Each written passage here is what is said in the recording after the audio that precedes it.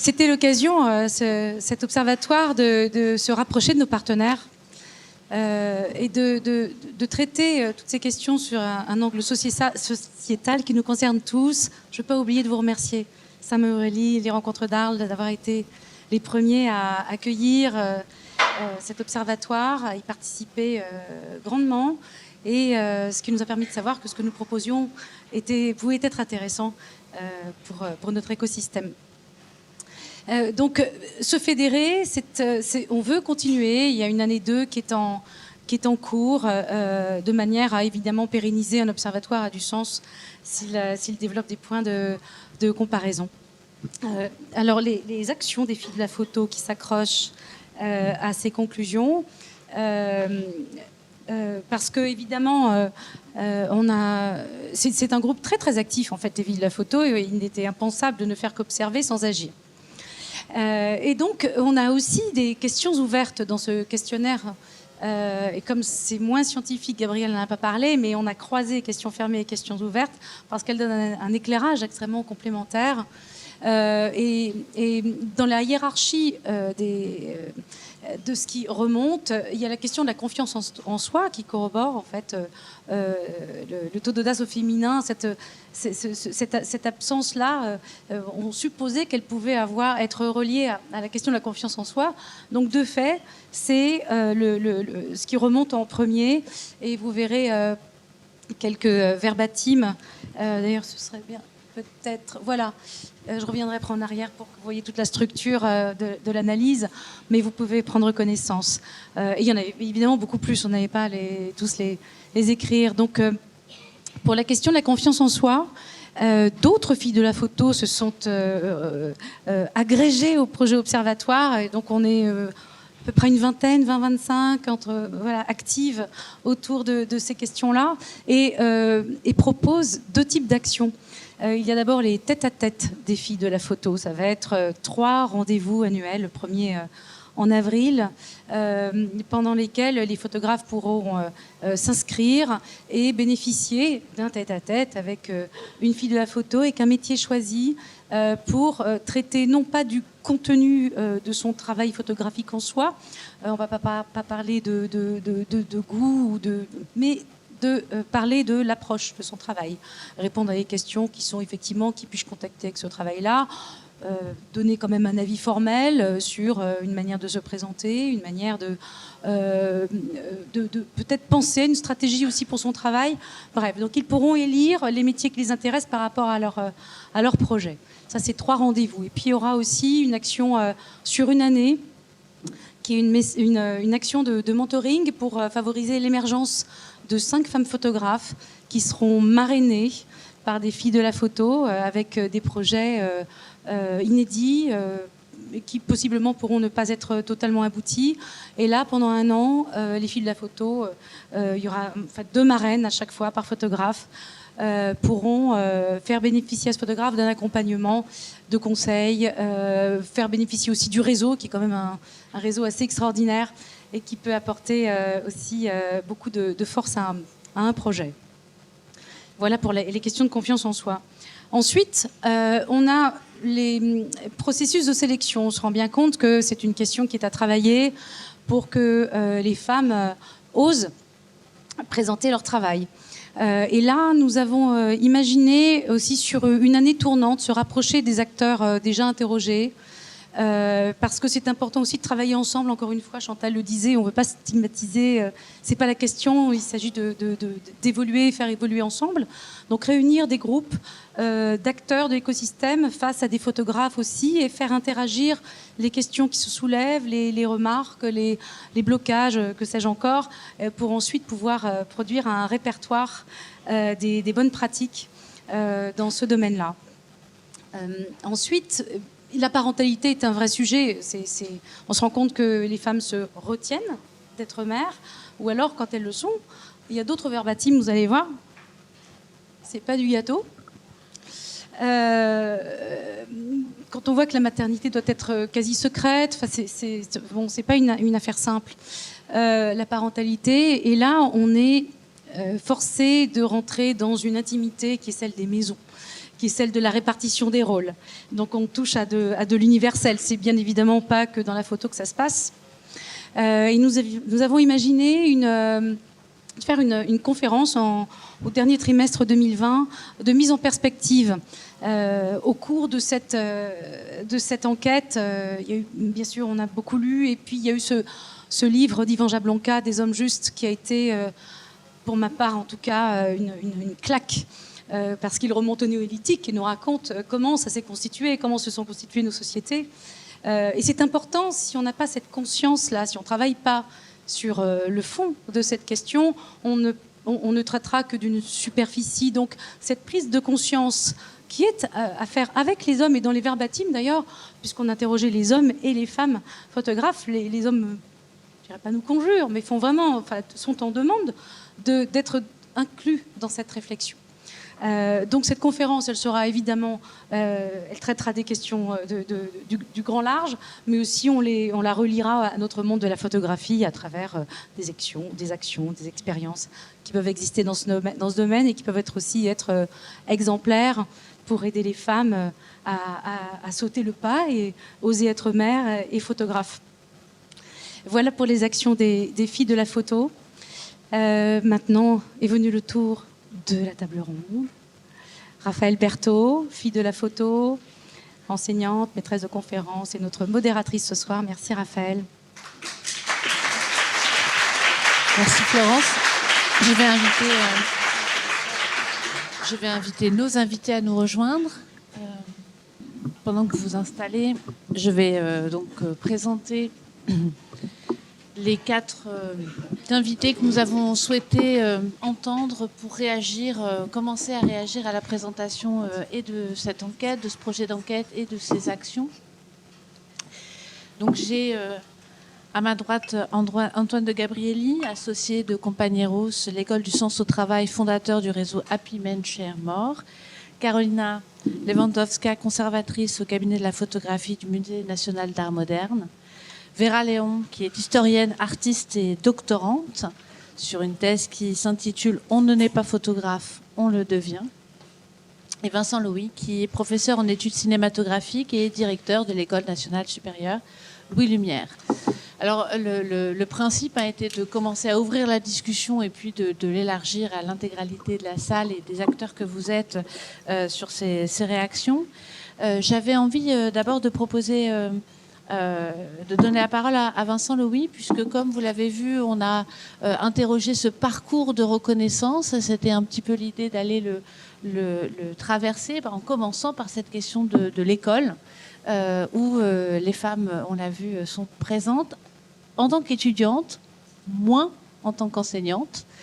Donc là, en fait, on a presque les deux moments de parcours qui arrivent et qui se collisionnent. Et un petit peu vous demander quelles étaient votre réaction à cette enquête à ces propositions d'action des filles de la photo. On s'est parlé au téléphone, mais on s'est pas vu par définition. En fait, je suis extrêmement fiévreuse et voilà. je suis là quand même. Non, mais... J'essaie de faire au mieux. Voilà. Alors, merci de toute cette soirée qui est magnifique, et en particulier de ce travail qui a été fait, qui nous donne l'occasion effectivement de réfléchir collectivement. Pour les écoles, c'est une responsabilité particulière. Parce que c'est vrai que, c'est vrai que Louis Lumière, le NS Louis Lumière a un rôle de pionnière, puisque c'est une école, mais là, je pense Vera le dira, que nous devons préserver. C'est une école qui a une dimension patrimoniale, qui a été fondée en 1926 comme une école d'opérateurs de photographie et de cinématographie. Donc c'est une école qui est aux origines de la formation du métier de photographe. Après, sont arrivées toutes les autres écoles, mais enfin au départ, il y avait Louis Lumière. Alors, c'est vrai que la question de la parité dans nos promotions en photographie, elle se pose pas, elle est déjà là.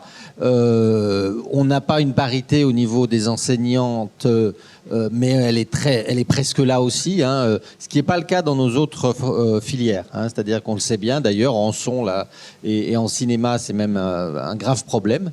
Ça évolue dans les métiers du cinéma. Dans les métiers du son, ça évolue pas. Là, c'est très difficile. Il y a vraiment un problème dans le rapport, même au niveau des vocations des femmes pour les métiers du son. Dans les métiers de la photographie, il n'y a pas de problème de vocation. Il n'y a pas de problème. On a des enseignantes formidables. On les connaît, par exemple, autrefois Françoise de Noyelles, aujourd'hui Véronique Figini, des jeunes qui sortent de l'école comme Nadège Abadi, etc., qui font un travail très inspirant pour nos étudiantes et nos étudiants, évidemment. En revanche, c'est vrai que le vrai souci, c'est et ça rejoint évidemment le sens de l'étude, c'est-à-dire la poursuite de carrière. C'est-à-dire qu'on n'a pas l'écosystème industriel qu'on trouve dans le cinéma et dans le son qui est porté professionnellement par le statut d'intermittent. On ne l'a pas à la sortie de cette filière photographie. Et puis en amont, là c'est aussi un souci, mais qui se pose sur toutes les formations de photographie, un autre problème qui est la question du nombre des candidats. Nous, on a un nombre de candidats qui est assez modeste. Même à l'école d'art, là, on sait que c'est 130, 140, 150 candidats. Il y a 5 ans, 200. On voit, il y a une tendance baissière. Et ça, je pense qu'il y a un travail à faire. Alors, ça, c'est pas le sujet de notre soirée, on est bien d'accord. Mais enfin, l'idée qu'il faut sensibiliser parce qu'aujourd'hui, tout le monde est d'accord sur le fait que la photo est partout. La photo, c'est la racine de notre vocabulaire commun, mondialisé, disons, le support culturel numéro 1. Et c'est vrai que, bizarrement, ce sont des métiers qui n'attirent pas assez, et c'est ce qui fragilise en réalité les filières. C'est pas, voilà. Mais ça, c'est un aparté. Donc, sur la question de la parité, nous, on n'a pas effectivement ce problème, à cette nuance près qu'effectivement, sur l'insertion professionnelle, par exemple, si on compare avec l'insertion de nos étudiantes et étudiants en son, eux ont une insertion professionnelle très très facile. Et c'est une insertion, comme je l'ai dit, comme on a affaire à des promotions qui sont presque intégralement masculines, en réalité, on met sur le marché du travail des professionnels masculins, si vous voulez, statistiquement, sur l'ensemble des promotions qui sortent de l'école. Disons, les garçons vont avoir plus de travail tout de suite et vont avoir une position disons très solide et ça se répercute évidemment socialement ensuite sur dans tout l'environnement de la société, alors que dans la spécialité photographie, les filles qui sortent effectivement vont faisant partie de cette filière où l'insertion professionnelle est plus variée, peut-être aussi plus riche, parce qu'il y a des tas de métiers qui s'offrent à ces étudiantes et à ces étudiants, mais en même temps, c'est un long chemin par rapport à ceux qui deviennent immédiatement ingénieurs du son ou assistants opérateurs. Voilà. Donc c'est un peu la nuance que je mettrais, c'est la fragilité de l'insertion professionnelle qui touche directement les filles à la sortie de l'école, parce qu'elles sont plus nombreuses en photographie. Merci. Peut-être du coup, je passe la parole à Vera Léon, qui a fait tout un travail, une recherche doctorale sur les politiques pédagogiques mises en place dans la formation photographie et les mécanismes à l'œuvre dans l'histoire du travail un peu plus largement. Donc peut-être pour rouvrir dans une perspective historique ces tendances. Merci beaucoup. Effectivement, il y a des inégalités structurelles d'opportunités, de revenus qui sont semblables au marché du travail en général, mais elles sont aussi spécifiques à un certain nombre d'éléments. Alors ici, je vous ai mis la diminution du nombre de diplômés, parmi les étudiants diplômés de l'école Louis Lumière entre les années 40 et les années 70. Donc un chiffre qui nous montre que, en fait, ces questions-là ne sont absolument pas figées, qu'elles peuvent changer au cours du temps, et l'école Louis Lumière, qui était une école mixte depuis sa création en 1926, accueillait un nombre important de femmes, comme d'ailleurs les femmes étaient assez bien représentées parmi les avant-gardes parisiennes. On le sait pour l'entre-deux-guerres, dans les avant-gardes parisiennes, les femmes avaient un rôle important. Et après-guerre, il y a cette diminution donc, des diplômés de l'école. Et donc j'ai pu documenter ça à partir d'un certain nombre d'entretiens, à partir de certaines archives. Et c'est vrai que les écoles sont aussi... Alors on a parlé tout à l'heure, et c'est tout à fait vrai que la formalisation des diplômes et des cursus permet un accès bien meilleur. Par exemple, le métier de magistrat, qui était un métier extrêmement masculin, qui était exclu, dont les femmes étaient exclues. À partir du moment où le métier est devenu un métier auquel on a donné un diplôme, les femmes sont arrivées et aujourd'hui on dit que le métier de magistrate c'est quand même un peu trop féminisé. Donc on voit que cette formalisation va jouer dans le sens de l'accès des femmes, mais en même temps les écoles c'est aussi un lieu de fabrique des inégalités. C'est important de le documenter. Je pense par exemple à mon propre cursus de photographie dans lequel on a pu apprendre la retouche Photoshop par exemple sur des photographies de charme enseignées avec des remarques graveleuses de la part de certains enseignants masculins. Donc il y a des normes professionnelles, des normes de discussion, des normes vraiment des normes professionnelles qui sont profondément empreintes de ces questions genrées. Alors c'est des questions qui sont pas uniquement photographiques, mais quand même dans le monde de la photographie on a un lien particulier à cela, et c'est vrai que c'est important aussi de réfléchir, alors moi je l'ai fait de manière historique, il faudrait aussi le faire de manière plus récente, à la façon dont les établissements ont une véritable politique par rapport à ces questions-là. Par exemple, je pense que si vous pouvez passer à la diapo d'après, je sais pas, éventuellement, sur par exemple la brochure qui représente l'école Louis Lumière dans les années 60, qui est une brochure qui représente donc il y a deux images qui sont représentées. La première c'est une image de photo d'architecture où ne sont représentés que des garçons, et la deuxième image c'est une image de studio où il y a des filles mais elles sont uniquement représentées dans un rôle esthétique, le rôle de la mannequin et le rôle de support, c'est-à-dire à la table du café à côté, etc. Donc ce qui est intéressant de voir, c'est qu'il y a une réelle politique volontariste de la part de l'école de Louis Lumière dans les années 60 qui dit dans sa brochure qu'ils sont volontairement, qu'ils accueillent volontiers les jeunes filles et les jeunes gens, et qu'en même temps il y a des points aveugles, c'est des impensés. Alors évidemment aujourd'hui on est plus dans une idéologie de l'égalité, c'est-à-dire que c'est plus facile de dire aujourd'hui qu'on veut avoir une politique égalitaire, mais ce qu'il faut comprendre c'est que ces dynamiques de genre elles sont souvent des impensés et qu'il faut donc réfléchir vraiment à des mécanismes spécifiques. Je pense par exemple à des freins qui sont... moi j'ai aussi des verbatims du coup qui sont plutôt des verbatims historiques. Par exemple une ancienne élève donc, de l'école qui dit « J'ai connu une fille qui était major de la promotion, qui voulait absolument faire de la photo de mode. En réalité elle est rentrée dans un studio et au bout d'un moment elle a lâché parce qu'elle ne faisait que charger les châssis dans le noir.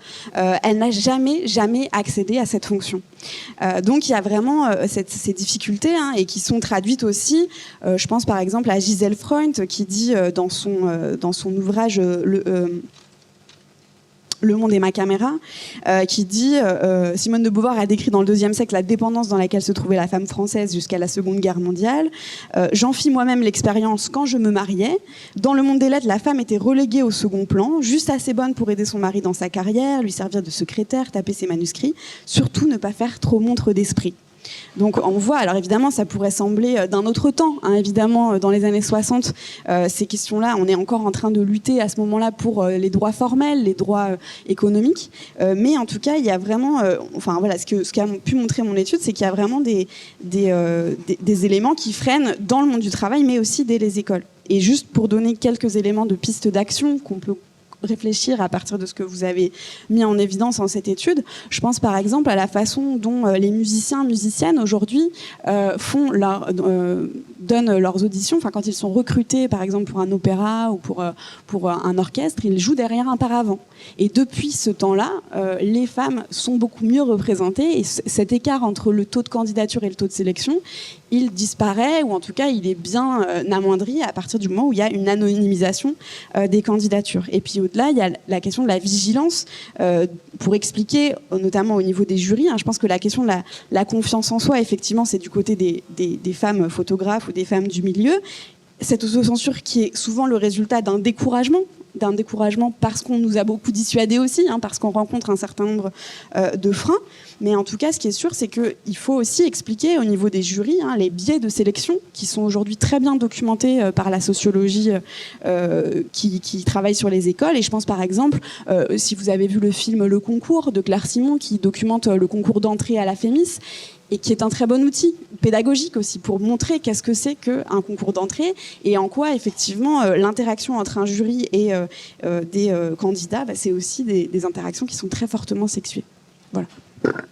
Merci beaucoup pour tous ces éléments et ces pistes. Et du coup, je vais donner la parole à Antoine de Gabrielli, qui arrive d'un autre monde que celui de la photographie, celui de l'entreprise, avec vraiment une vision de l'action et des possibilités d'action qui incluent non pas de partir des femmes ou du féminin, mais plutôt des hommes, si j'ai bien compris. Ou en tout cas, le changement de l'écosystème, il passe par le fait de travailler avec l'intégralité des acteurs.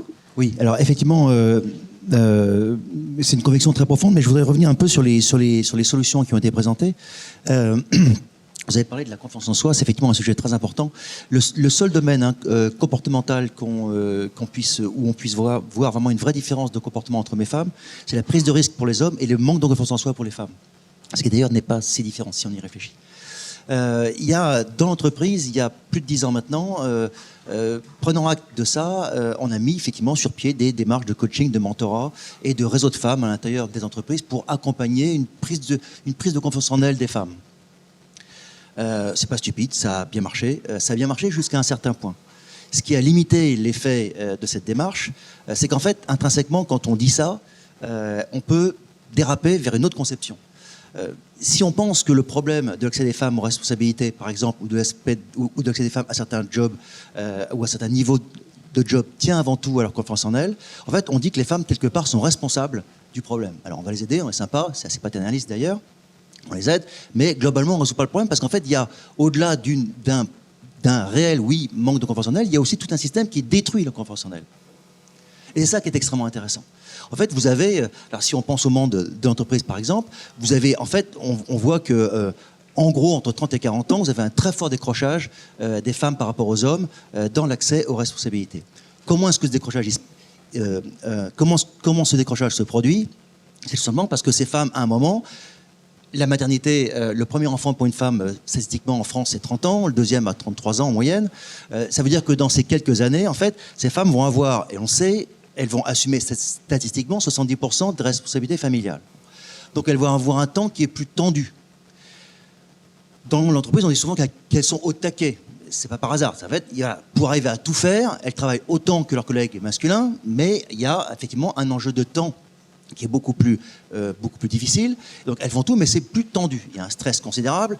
Dès qu'il y a un enfant malade, c'est le bordel. Dès qu'il y a une nounou qui est plus là ou la crèche qui sera ferme pour une grève, c'est le bordel. Et donc en fait, c'est très tendu. Et l'expérience prouve qu'au bout de 4-5 ans, si vous voulez, 5, 6, 7 ans, elles se rendent compte que tout en ayant un temps très tendu, tout en ayant assumé dans des conditions assez difficiles l'ensemble, et bien finalement, il y a des promotions qui sont passées devant elles, les trains ne sont pas arrêtés dans leur regard à elles. Finalement, elles se retrouvent au bout de 5-10 ans à des postes nettement inférieurs à celles de leurs collègues masculins. Et à un moment de choix, soit elles démissionnent, soit plus souvent, notamment dans les entreprises dont le mode de vie est assez favorable, je pense à la banque et autres, en fait, elles restent, mais elles disparaissent des radars. Elles ne montent plus dans la hiérarchie. Donc c'est très important de se rendre compte qu'il y a des normes invisibles, vous le disiez, qui sont très importantes. Normes invisibles qui sont à la fois par l'image type qu'on a de la personne qui réussit dans un certain métier. Et on voit que quand les métiers sont à dominante quantitative masculine, l'image type c'est celle d'un homme, et l'inverse, l'image type est celle d'une femme dans les métiers à dominance féminine. Donc il y a une image, il y a un type de comportement dans le travail qui est lié à cette image. Si l'image type est masculine, on va attendre de l'autorité, de la prise de risque, de l'affirmation, y compris forte de soi, etc.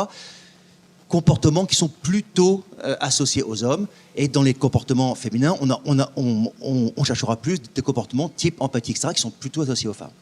Donc déjà, là, il y a un problème, c'est que par sa simple personnalité, on sort du portrait robot de la personne qui va réussir.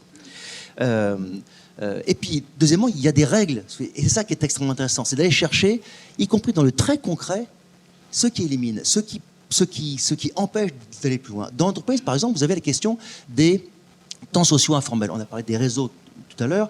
On peut éviter les réseaux par des processus normés de sélection, mais on sait que les réseaux, c'est quand même super important, parce que c'est aussi des relations humaines, et on ne norme pas tout, on n'organise pas tout. Les réseaux comptent beaucoup. Les réseaux, ils se font quand? Les réseaux, ils se font massivement le soir. Dans le monde d'entreprise, ils se font quasiment exclusivement le soir. Après le travail, entre guillemets. En fait, après qu'un certain nombre de gens aient quitté le travail et qu'on puisse se parler plus facilement parce qu'il y a moins de boulot. Donc, on discute à la fois professionnellement et de la vie privée. Des réseaux secrets, des liens secrets qui vont faire que 1-2 ans après, on va plutôt nommer dans un groupe projet des gens qu'on connaît et qu'on a connus petit à petit parce que le soir, finalement, on discute. Ces réseaux sont beaucoup plus compliqués pour les femmes que pour les hommes parce que statistiquement, les femmes assument 70% des responsabilités familiales. Bon. Les réseaux, on peut très bien ne pas les faire le soir, on peut très bien les faire pendant la journée. Il faut le décider. Je vais être assez rapide là-dessus parce qu'il y a autre chose, mais bon, ça se décide. Je vais donner un autre exemple qui est tout bête et qu'on rencontre énormément dans l'entreprise. Mais tellement bête. Par exemple, en France, on commence en général les réunions avec 15 minutes de retard, on les finit avec 15 minutes de retard. En général, on est calé sur 1 heure. Quand on termine, ça peut être moins, mais en général, c'est ça. Quand on termine la réunion avec 1/4 d'heure de retard, vous allez avoir statistiquement, et vous l'observerez, sur une dizaine de personnes, réunion mixte, vous aurez en moyenne 2 à 3 personnes qui vont partir avant la fin. Ces 2 à 3 personnes vont être en général 2 hommes, 1 femme, pardon, 2 femmes, 1 homme ou 3 femmes. Elles vont partir. Pourquoi ? Parce qu'elles ont un temps plus tendu que les hommes. Elles ont d'autres réunions qu'elles ont organisées, elles ont un temps qui est plus planifié. On sait qu'elles prennent moins de pauses, elles prennent moins de temps pour le déjeuner, etc. Elles ont un temps qui est plus contraint, donc elles vont dire, voilà, j'ai une autre réunion qui commence dans 5 minutes, vous êtes arrivé en retard, moi j'étais là à l'heure, ok, je pars. Bon, très bien, elles partent. Sauf que, en fait, on sait que les décisions sont toujours prises dans les 5 dernières minutes. Toujours. Et ça arrive une fois, mais ça arrive 10, ça arrive 20, ça arrive 50 fois. Et donc, en fait, elles ne sont pas associées aux décisions. Et petit à petit, on ne demande plus leur avis, et petit à petit, on ne s'invite même plus en réunion. Donc, le simple fait de terminer les réunions à l'heure est un élément essentiel de l'égalité professionnelle entre les femmes. Je vais juste passer à la question de la parentalité. Donc, il y a plein de choses. Donc, en fait, il faut traquer ça, il faut traquer l'invisible. Chantal disait avec Réjon qu'il faut regarder les chiffres, mais en fait, pour savoir d'où viennent les chiffres, il faut traquer l'invisible. En fait, dans le monde du travail, pratiquement tout est égal entre mes femmes. Quand c'est inégal, c'est illégal. Mais en fait, il y a plein de choses qui semblent égales, mais qui ne sont pas égales parce qu'elles sont normées masculines. C'est ça où les femmes, en fait, c'est le mur auquel les femmes se heurtent et qui les fait prendre et qui les fait perdre confiance en elles. Je finis juste sur la parentalité. Oui, c'est un enjeu important. Il y a 2 chiffres qui sont extrêmement intéressants. J'ai cité le premier, 70% des responsabilités familiales sont prises en compte par les femmes.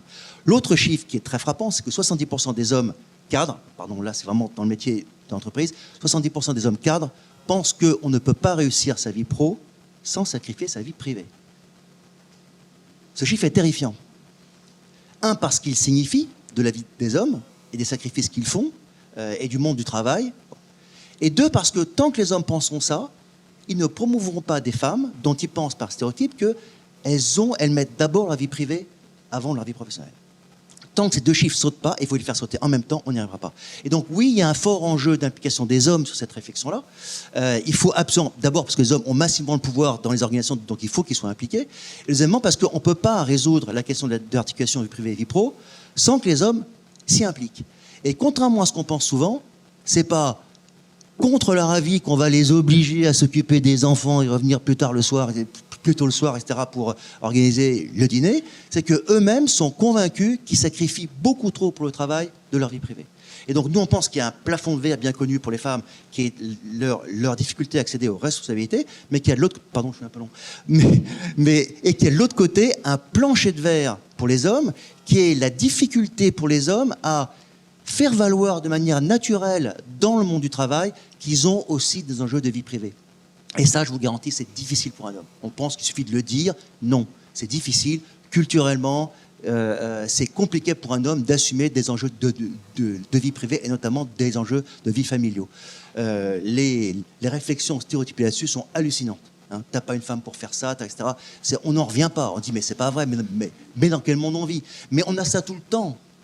Tout le temps. Hein. La réflexion sur laquelle un homme qui prend un 4/5e, par exemple, n'est pas véritablement un homme sur qui on peut compter pour des responsabilités futures, elle est commune.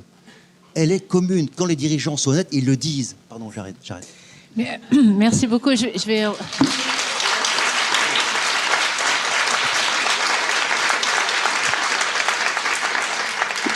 On va passer la parole à Carolina Lewandowska. On a fait un pas de côté dans le monde de l'entreprise et en même temps, il y a beaucoup d'éléments qui nous parlent, à la fois parce que le monde de la photographie est un monde de l'entreprise, mais même pour les femmes photographes et même sur cette question des sélections, des candidatures.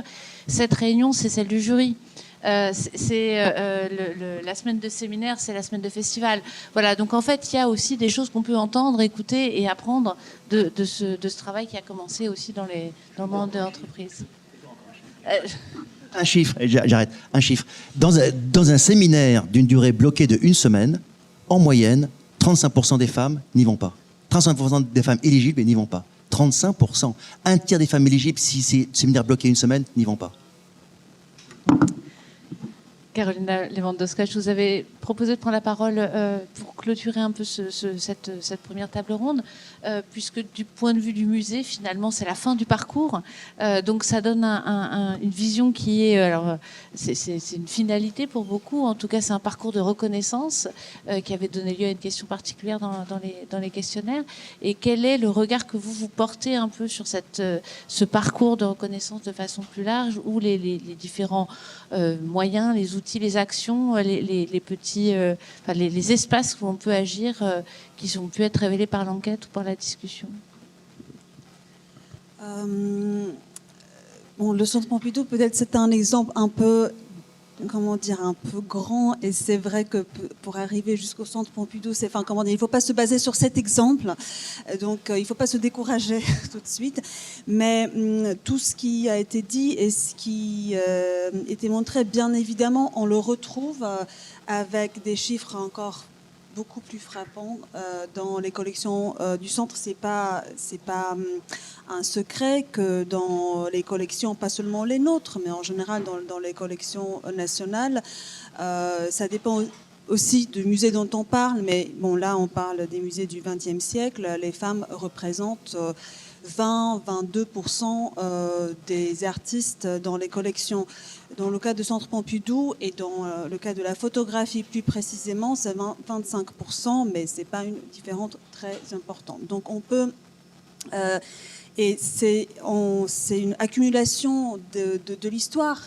Les choses ont bougé, les choses évoluent, mais pour voir les résultats, ça prend énormément de temps. Ces collections sont constituées pendant des décennies et il va falloir des décennies pour que probablement on voit des résultats. Une d'amis qui peut-être est là dans la salle m'a envoyé récemment un article qui annonçait qu'un musée américain a décidé d'acheter cette année que des artistes femmes, tellement les différences étaient importantes que juste en étant paritaire aujourd'hui, on ne va jamais combler les lacunes.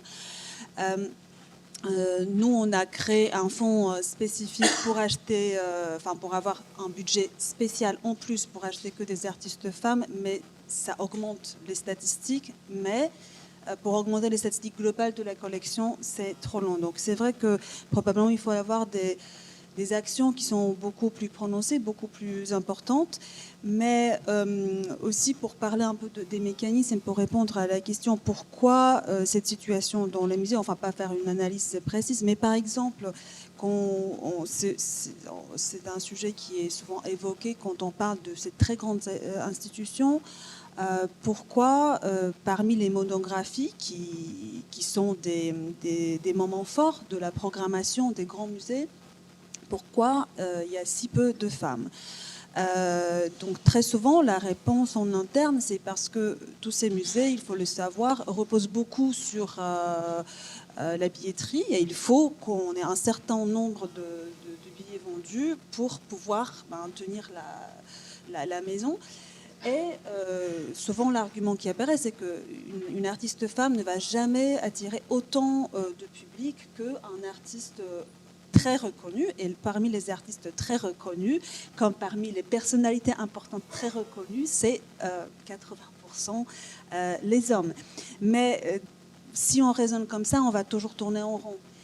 Pourquoi les femmes ne sont pas reconnues? Parce qu'elles n'ont pas de très grosses monographies, des livres, très grosses monographies, mais avant, elles n'ont pas de livres qui pourraient aider à faire des monographies, mais parce que les éditeurs ne les font pas, mais parce qu'elles n'ont pas des prix. Donc ça commence très très tôt avec les chiffres qu'on a vus, ça commence et le résultat, on les voit dans des grandes institutions. Donc le seul moyen, c'est de ne pas regarder ça et de faire des expositions des femmes qui n'ont pas de publication, de catalogue important, et il faut les faire découvrir. Et c'est aussi par ailleurs assez excitant parce que puisque l'histoire au départ, elle était faite par les hommes, maintenant il y a beaucoup plus de femmes, donc il y a beaucoup d'hommes qui se sont intéressés aux femmes, mais quand même statistiquement, il y a beaucoup plus d'historiennes d'art qui s'intéressent à l'histoire des femmes. C'est une histoire à découvrir. C'est très excitant de découvrir des artistes formidables. Donc c'est vraiment une chose à faire.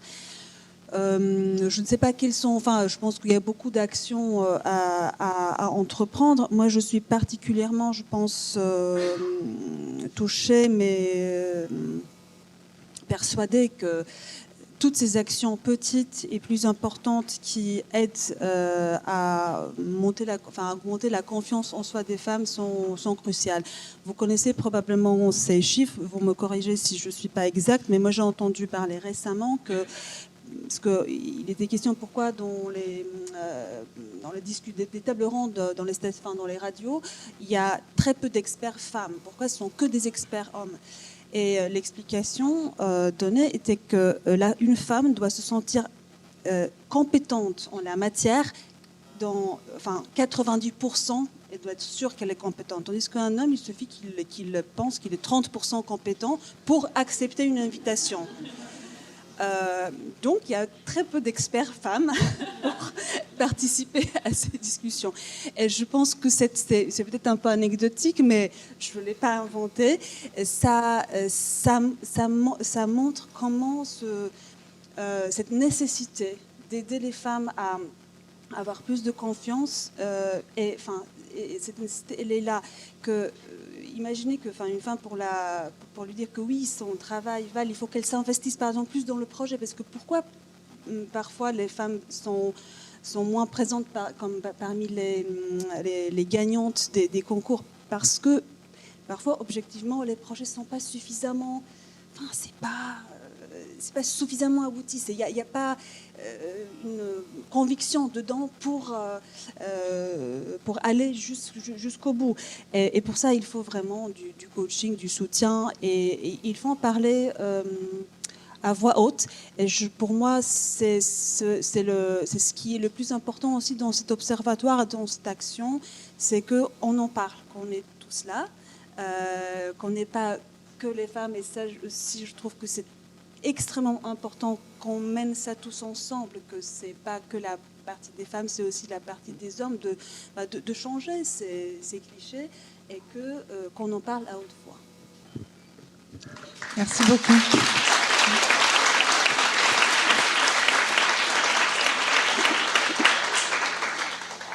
À voix haute, donc merci beaucoup. Eh bien, je pense que c'est le moment de faire circuler un petit peu les micros s'il y a des questions qui viennent dans la salle.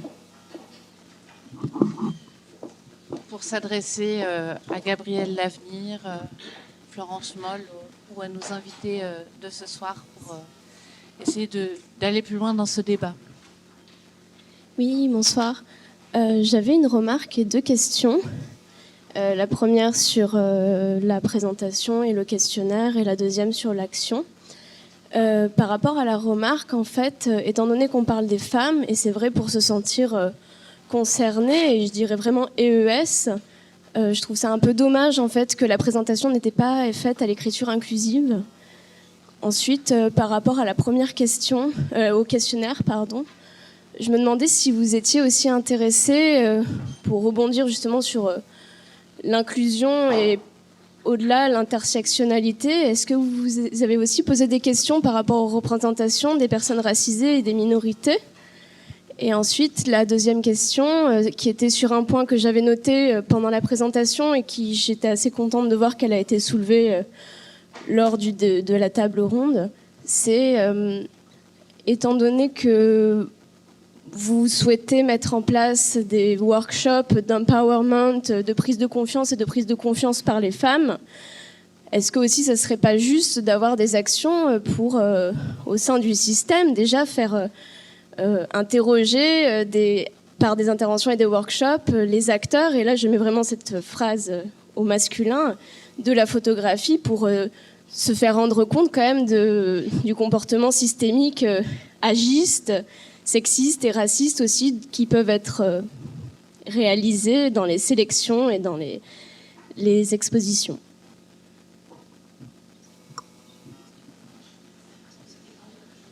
Pardon, mais c'était long, j'ai oublié le début. Ah oui, oui, intersectionnalité en tête. Alors, en fait, on a choisi, filles de la photo, de suivre les recommandations de l'Académie française. On sait aussi que la question de l'écriture inclusive est nuisible pour un accès à des personnes qui ne maîtrisent pas forcément la langue aussi bien que vous. Et donc, on n'a pas pris ce parti-là aux filles de la photo. Intersectionnalité, c'est un sujet qui existe, mais qui n'est pas le nôtre à travers l'Observatoire. Pour ma part, ma préoccupation, c'était qu'il ne recouvre pas cette question de la mixité et des aspects à travers lesquels nous voulons la traiter. Donc voilà, c'est pas notre sujet aujourd'hui en fait, l'intersectionnalité. On n'a pas choisi de tout traiter en même temps. Il y a beaucoup de sujets derrière celui-là. Il est très à la mode. C'est un fait de société, certes, mais on n'a pas choisi de traiter tous les faits de société. On parle aussi de droit d'auteur aux filles de la photo. Enfin, on parle de photographie, de photographes, de nos métiers, etc. On va en laisser d'autres traiter la question de l'intersectionnalité. Florence, je peux ajouter aussi sur oui. L'interrogation des hommes dans nos groupes. Nous avons évidemment prévu d'interroger les hommes dans les groupes de travail, en particulier sur l'action à mener sur la transparence et l'accès et des processus de sélection, puisqu'il s'agit d'organiser des groupes dans les différents domaines, des groupes d'hommes et de femmes. Évidemment, cette question ne nous est même pas venue à l'esprit de ne pas le faire. Et pardon, hein, mais ça me semblait très clair quand même. On parle d'inclusivité depuis le début. On a interrogé des hommes et des femmes, on a des partenaires, hommes et femmes, et on considère que il faut dépasser le registre accusatoire. On a tous fait un chemin, il y a une vraie prise de conscience, sinon on ne serait pas là. Et c'est important de se sentir cheminé. Et si on accepte des formes agressives, il faut aussi accepter le fait qu'en face, on n'ait pas de réponse. Donc, être inclusif, c'est aussi partager les questionnements et quitter les accusations. Surtout quand on a en face de soi des personnes qui, de bonne foi, peuvent reconnaître qu'elles n'ont pas été exemplaires dans certains domaines, mais moi non plus. Hein. Enfin, on a tous cheminé dans ce domaine-là, et c'est en cela que cet observatoire et cette question de société est très intéressante. D'ailleurs, c'est qu'elle nous amène tous à cheminer et à chercher, à rechercher, voir où ça procède, d'où cela procède, tout cela. Merci pour cette réponse. Je pense qu'il y a une question. Est-ce que je peux vous demander de vous présenter brièvement, que l'on puisse entamer un dialogue ? Bien sûr, bonsoir. Je suis Gaël Dupré, auteur-photographe, vice-président de l'UPP Île-de-France. Et là, je voudrais intervenir en tant que parrain du concours international de photographie de Carpentras qui décerne le prix Photo Les Papillons. Depuis 2 ans, ce prix a décidé de faire une remise de prix à l'aveugle, du moins une sélection des photographes primés à l'aveugle. C'est-à-dire qu'on a juste les photos, on a juste des numéros qui identifient les photos et on ne sait pas si c'est un homme ou une femme. Ce procédé fonctionne. L'année dernière, sur les 3 premiers prix qui ont été décernés, ce sont une femme, un homme et une femme, donc premier prix pour une femme. Et ça a été fait réellement à l'aveugle. Et je pense que c'est quelque chose qui pourrait être intéressant pour les autres concours, les autres prix photo à mettre en place. Carpentras est assez pionnière en ce sens, à mon humble avis, parce qu'il y a très peu de prix photo que j'ai pu voir, moi, en tant qu'auteur photographe, pour candidater, qui donne une transparence sur cette approche des jurys. Donc ça, c'était le premier point. Et le deuxième point, c'est par rapport à Gabriel. Pardon, monsieur, j'ai oublié votre nom. Antoine. Un des points qui serait aussi intéressant de travailler dans les entreprises par rapport à l'inégalité femmes-hommes, c'est le congé maternité-paternité. Il y a encore beaucoup de travail à faire et je pense que si on avait un congé paternité obligatoire et de même durée que congé maternité, il n'y aurait plus le frein à l'embauche et ce serait un gros point d'avancement par rapport à cette inégalité femmes-hommes. Alors oui, sur le congé paternité, il y a deux choses. Il y a d'abord faire qu'il n'y ait pas de perte de salaire pendant le congé paternité. Vous savez qu'il y a peu d'entreprises aujourd'hui qui compensent la perte de salaire. Et on voit que dans les couples, en fait, c'est souvent un choix de couple de ne pas laisser l'homme trop longtemps en congé paternité parce qu'en fait, ça coûte cher. Déjà, il faut rembourser à 100% le congé. Un autre élément qui ne coûte pas un rond et qui marche incroyablement bien sur le plan symbolique, c'est proposer aux hommes un entretien de retour de congé paternité. Alors, ça paraît délirant, ils sont partis 11 jours au maximum, il ne s'est pas passé grand-chose. Bon. 11 jours, c'est ridicule. Sauf qu'il s'est passé qu'ils ont eu un enfant. Donc, ce n'est pas le nombre de jours qui compte. Ce qui a changé fondamentalement dans leur vie, c'est qu'ils ont eu un enfant.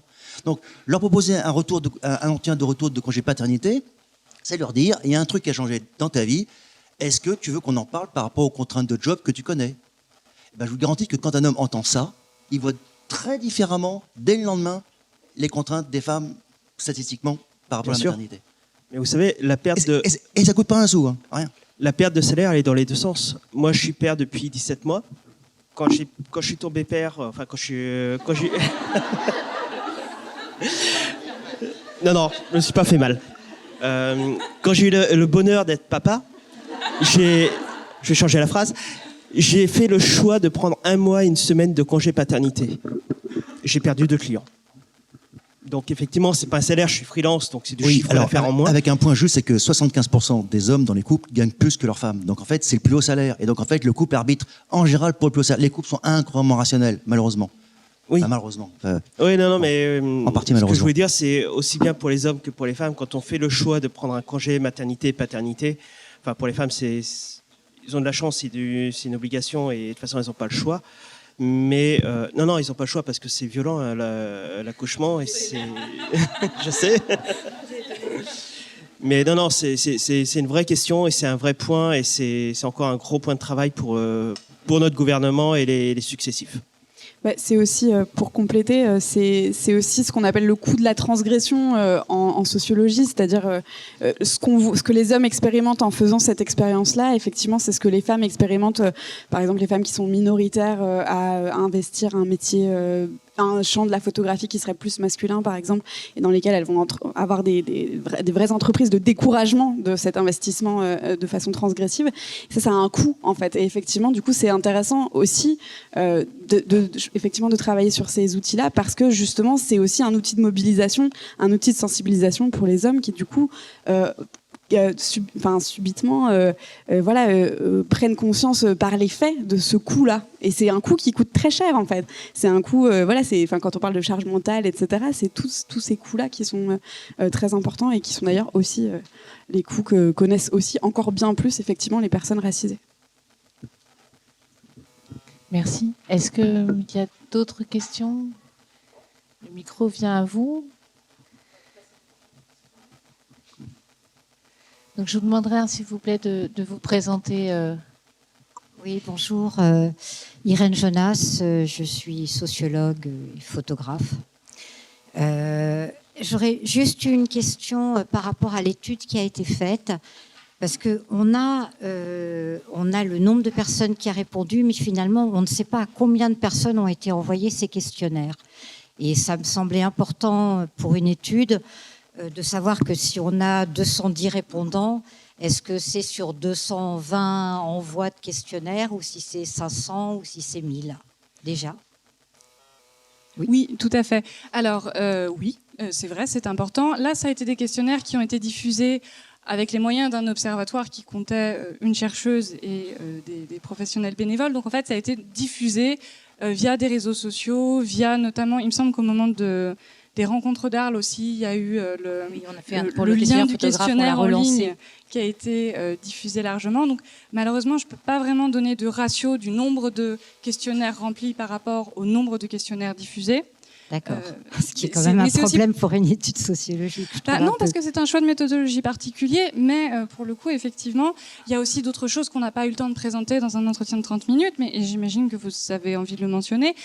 Qui est dans notre échantillon? Comment notre échantillon se compare à la population générale? Et ça, c'est une très bonne question. Alors, vous ne l'avez pas encore posée, je suis désolée, mais ça me donne l'occasion de rebondir, parce que pour une fois qu'il y a des questions sur la méthodologie, moi, je suis toute folle. Il y a une chose aussi dans notre questionnaire qui est intéressante, c'est que comme il existe des grandes enquêtes, il y a notamment l'enquête ITAC qui a été publiée assez récemment sur qui sont les photographes en France à partir des données de l'INSEE et à partir d'une enquête qui porte sur 3000 photographes. En fait, ce qu'on voit, c'est que les photographes qui nous ont répondu, déjà, c'est pour moitié des femmes. Or, on l'a dit et répété, les femmes sont minoritaires chez les photographes, donc il y a un biais. Notre questionnaire et nos répondants, notre échantillon est féminisé.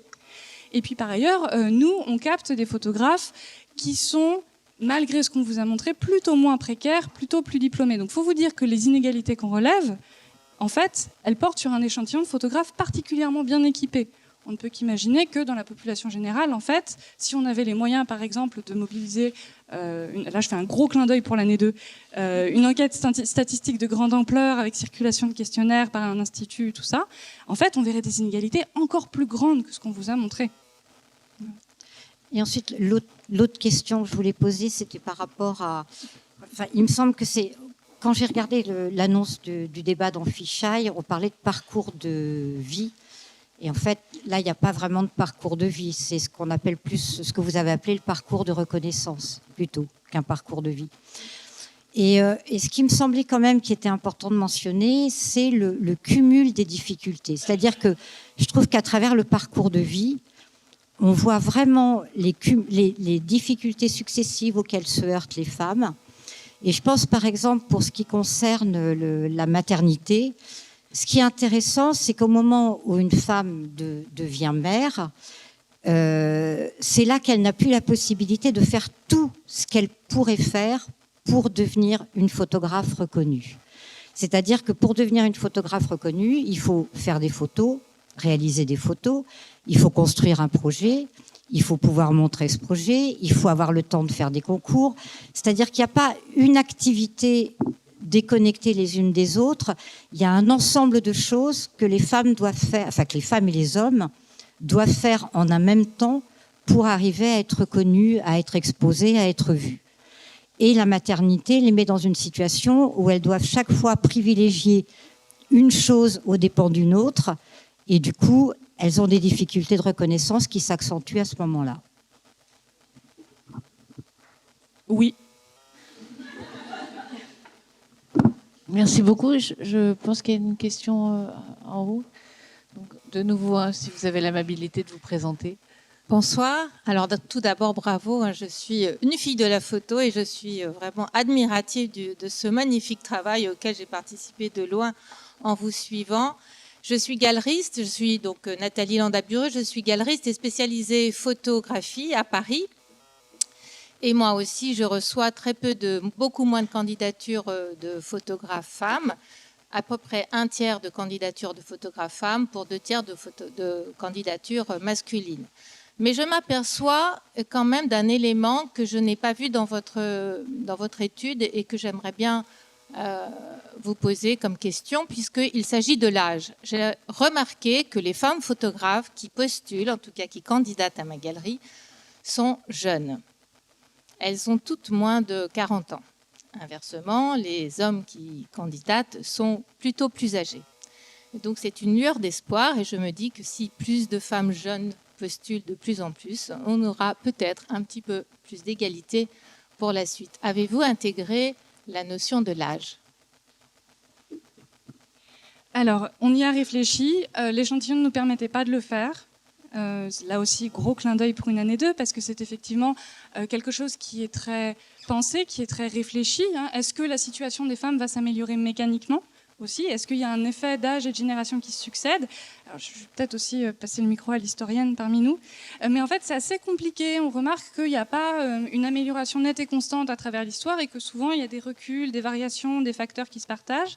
Donc, ce serait intéressant de l'explorer, tout en gardant en tête le fait que ce n'est pas linéaire, souvent, comme évolution. Vera, est-ce que... Oui, j'ai pas grand-chose à rajouter, si ce n'est qu'effectivement, dans l'enquête ITAC qui est sortie en 2017, je crois, effectivement, la féminisation, la reféminisation du métier de la photographie, effectivement, elle intervient plutôt avec les jeunes générations, on le voit avec les générations diplômées, mais effectivement, c'est à la fois une lueur d'espoir et à la fois, on l'a vu, hein, ça n'empêche pas les mécanismes structurels qui pèsent, y compris sur les très jeunes femmes. Hein. Il y a des enquêtes sur les diplômés des écoles de beaux-arts qui montrent bien hein, les difficultés internes à l'école et externes à l'école dans tout le parcours de reconnaissance qu'on a vu ici. Et je crois que ce que met très bien en avant quand même cette enquête, c'est la question de la sélection et des biais au moment de la sélection. Ouais. Merci beaucoup. Est-ce que vous avez d'autres interventions? Oui, apparemment. Le micro va venir à vous.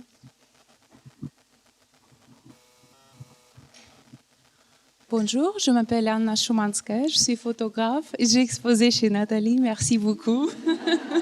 Parce qu'elle m'a donné cette chance, c'était une magie pour moi. Elle m'a dit, une femme photographe russe, c'est parfait. Donc, c'est marché comme ça.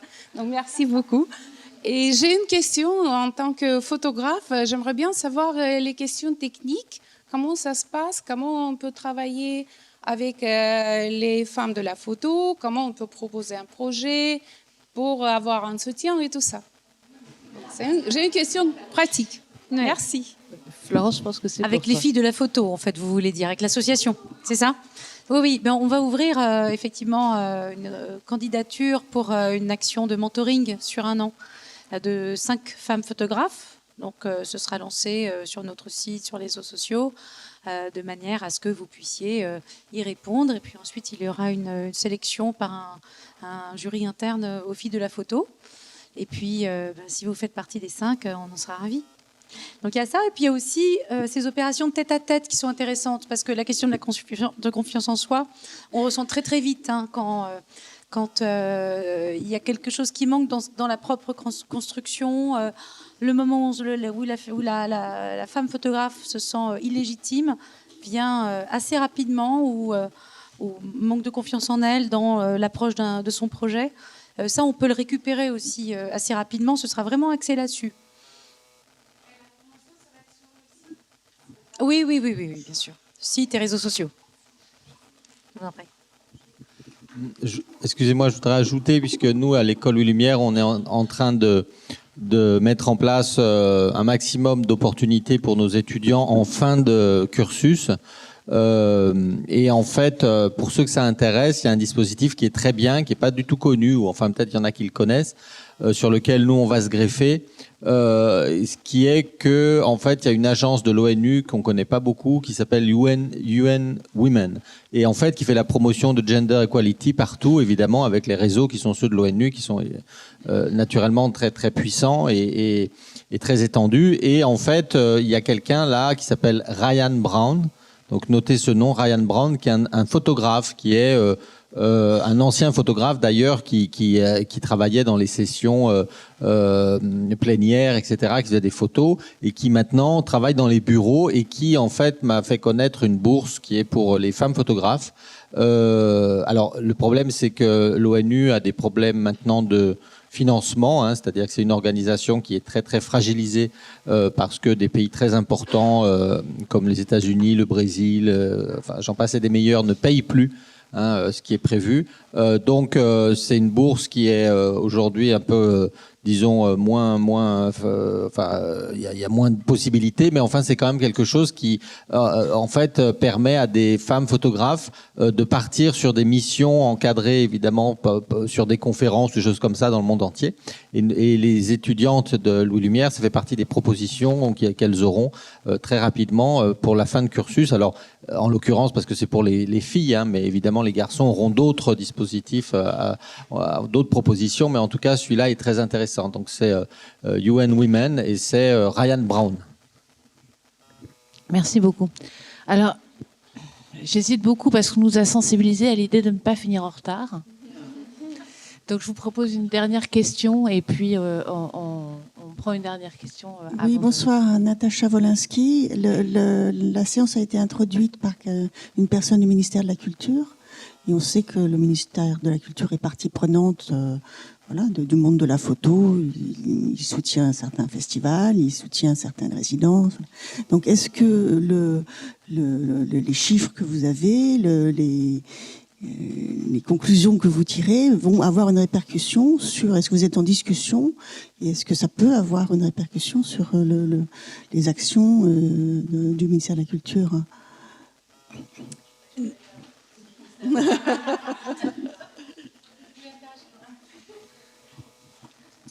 Bonjour, Marion Islaine, déléguée à la photographie au ministère de la Culture. Je n'ai pas introduit cette séance, je le dis. C'est Jean de Loisy, qui a d'ailleurs cité 2 hommes. Hein. Non. Ah oui, Paul, pardon, Paul. Alors on a l'égalité homme-femme qui est donc dirigé par Agnès Salle, qui est assez active au sein du ministère de la Culture. On a pas mal de projets qui sont engagés. En fait, on a monté cette année le Conseil national pour la profession des arts visuels, le CNPAV. Un des grands sujets du CNPAV était l'égalité homme-femme. Donc je ne peux pas pour le moment dévoiler les actions qui vont être mises en œuvre, mais le 24 février, il y aura donc une séance plénière.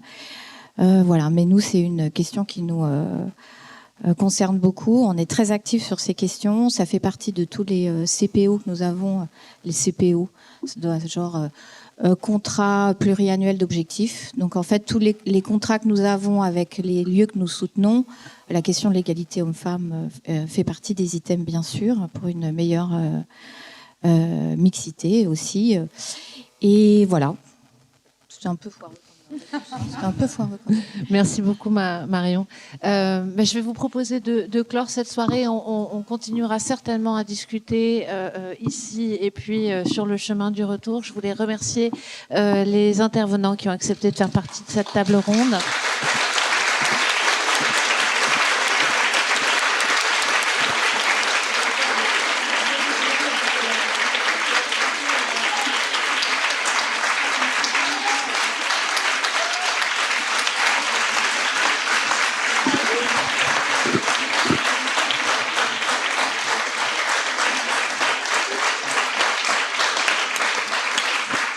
On vous en fait une autre là? Vous voulez qu'on reparte? Alors, oui. Bon, c'était très intéressant. Évidemment, ça continue à travailler dans les têtes. Ça va continuer à travailler aussi dans les actions, dans les rencontres qui vont suivre. Bien évidemment, Natacha, les filles de la photo, si ça intéresse le ministère, participeront et enrichiront à leur mesure les actions qui pourraient être menées. On est dans des échanges, on est intégré au CNPAV, donc on interagit et nous sommes dans des échanges. Donc il y a l'année 2 qui se profile. On va avoir besoin de partenaires parce qu'effectivement, si on veut pousser plus loin, se poser la question à travers plusieurs personnes des moyens pour aller plus loin. Donc on va repartir avec notre bâton de pèlerin, mais forte de cette première année, pour s'adresser à des partenaires financiers aussi, parce que ça passe par là. Et bien évidemment, nous retournerons vers vous, chers partenaires du monde de la photographie. Pensez à compter, c'est important, c'est pas dans les réflexes, mais c'est ce qui fera partie aussi des diagnostics que nous pourrons faire. Qu'il y ait évolution ou pas, ça permet toujours de se questionner sur ce qui a permis d'eux ou ce qui n'a pas marché, etc. Et donc d'en tirer des enseignements. Voilà, merci à tous d'avoir été parmi nous. On est très très fiers, les filles de la photo, de vous avoir présenté cet observatoire ce soir. Et c'est un groupe fantastique et qui va continuer dans ce domaine-là et dans d'autres encore. Merci. Bonne soirée.